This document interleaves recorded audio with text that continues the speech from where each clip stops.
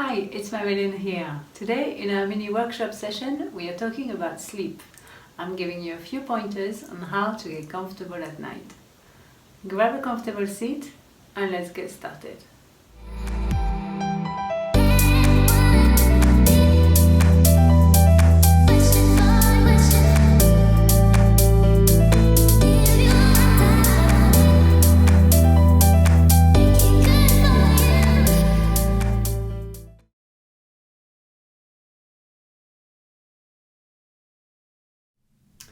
So, what does make for a good night's sleep in pregnancy? Well, it's a lot to do with posture. We will need for best optimal night's sleep quite a few bits of padding, cushions and pillows, etc. But that's not the point of having them, it's also just knowing how to place them strategically to the right places. So I'm here to introduce you to this special cushion here we call a bolster. Very super comfortable in pregnancy, quite sturdy and cylinder shape like this, quite hard.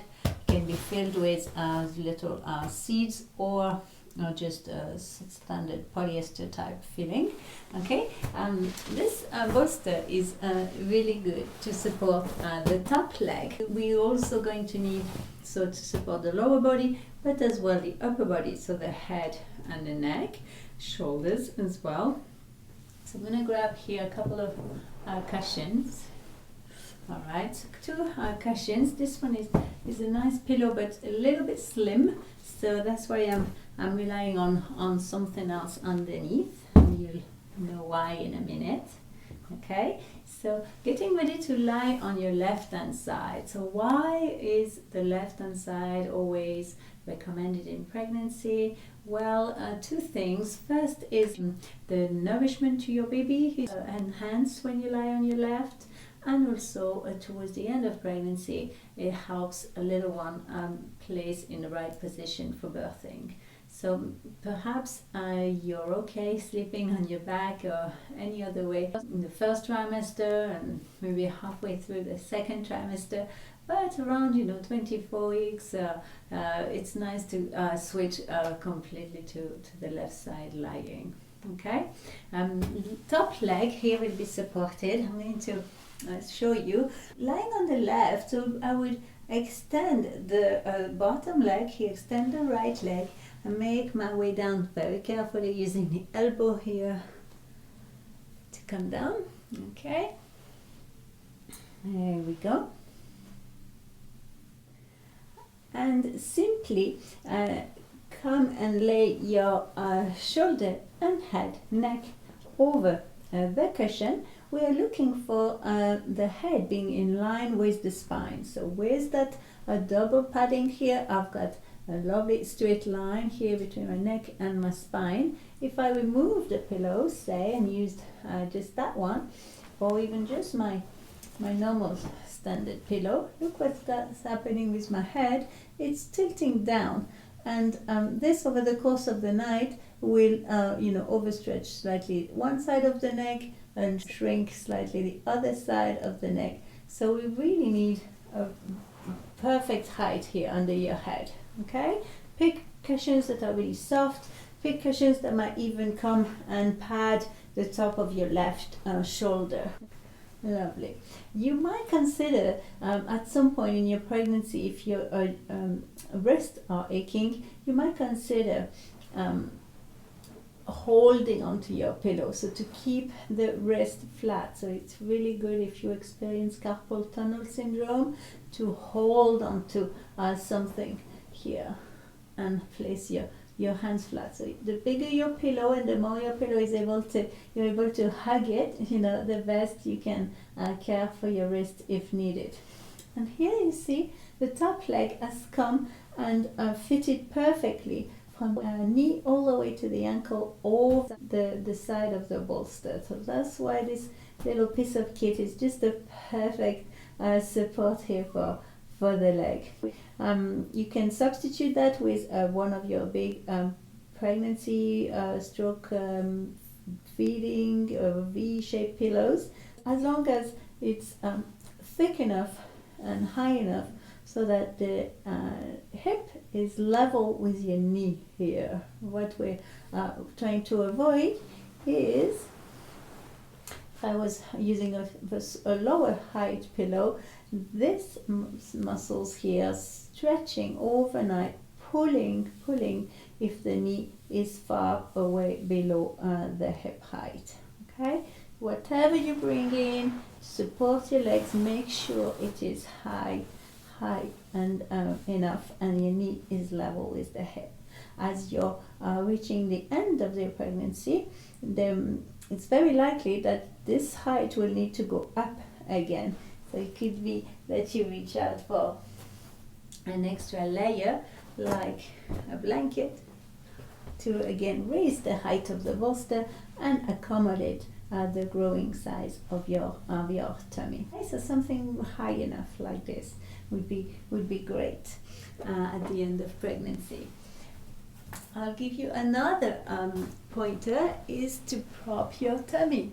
Okay, we definitely need to consider baby in the mix, and bringing some little padding here for your baby and tummy. Okay, so something small in the early stages of pregnancy, and then an extra layer again when your tummy gets a little bigger.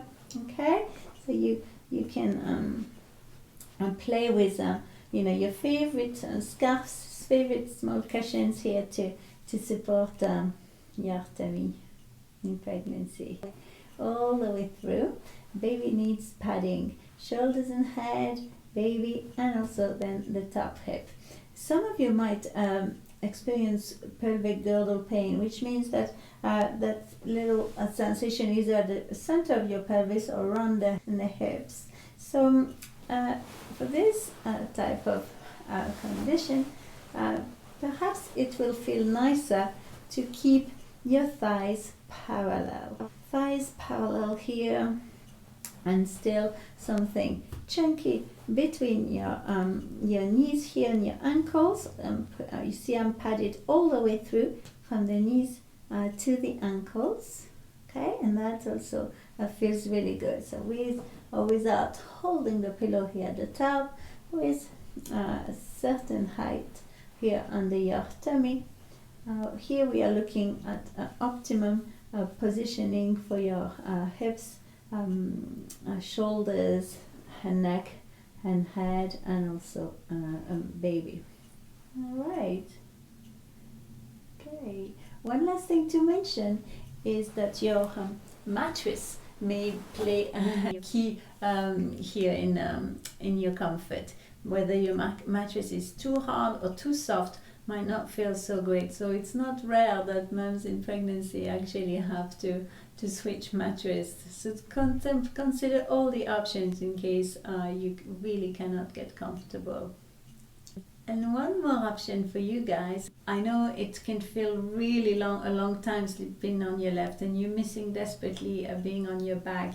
So one trick for you girls, like in this situation, is to bring in another cushion here for your back. So let's go back to our support. Our head is leveled with the spine here. I'm choosing this option where the leg is over the bolster, this leg is about straight. Okay, and here at the back, we're propping baby of course as well, and here at the back I'm bringing another pillow, okay, which will actually help you lie back and lean back. Good. It's a nice option for